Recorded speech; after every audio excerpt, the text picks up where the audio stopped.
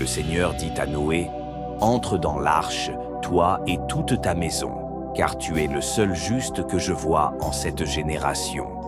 Tu prendras 7 couples de tout animal pur, un mâle et sa femelle, et d'un animal impur un couple, un mâle et sa femelle, ainsi que des oiseaux du ciel, 7 couples, mâles et femelles, pour en perpétuer la race sur toute la surface de la terre.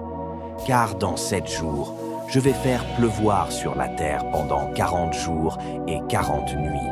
J'effacerai de la surface du sol tous les êtres que j'ai faits. » Noé se conforma à tout ce que le Seigneur lui avait prescrit.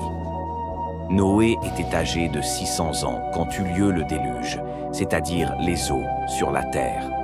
Le fléau à cause des eaux du déluge, Noé entra dans l'arche et avec lui ses fils, sa femme et les femmes de ses fils.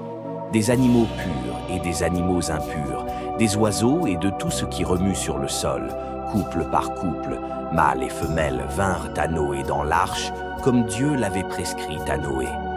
7 jours passèrent, et les eaux du déluge submergèrent la terre.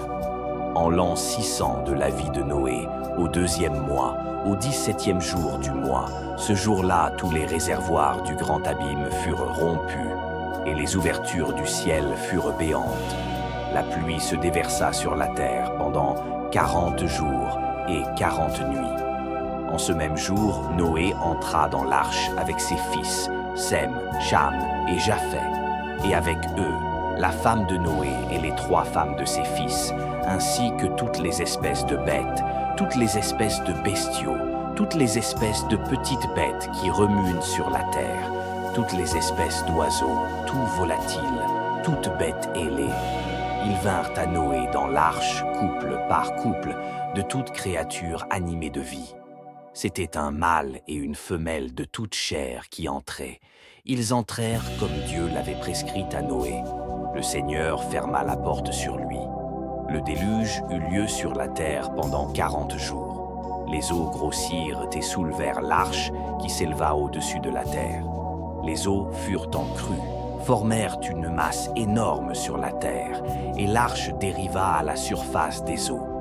La crue des eaux devint de plus en plus forte sur la terre, et, sous toute l'étendue des cieux, toutes les montagnes les plus élevées furent recouvertes par une hauteur de 15 coudées. Avec la crue des eaux qui recouvrirent les montagnes, expira toute chair qui remuait sur la terre, oiseaux, bestiaux, bêtes sauvages, toutes les bestioles qui grouillaient sur la terre, et tout homme, tous ceux qui respiraient l'air par une haleine de vie, tous ceux qui vivaient sur la terre ferme, moururent. Ainsi le Seigneur effaça tous les êtres de la surface du sol, hommes, bestiaux, petites bêtes, et même les oiseaux du ciel.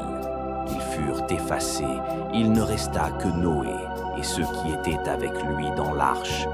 La crue des eaux dura 150 jours sur la terre.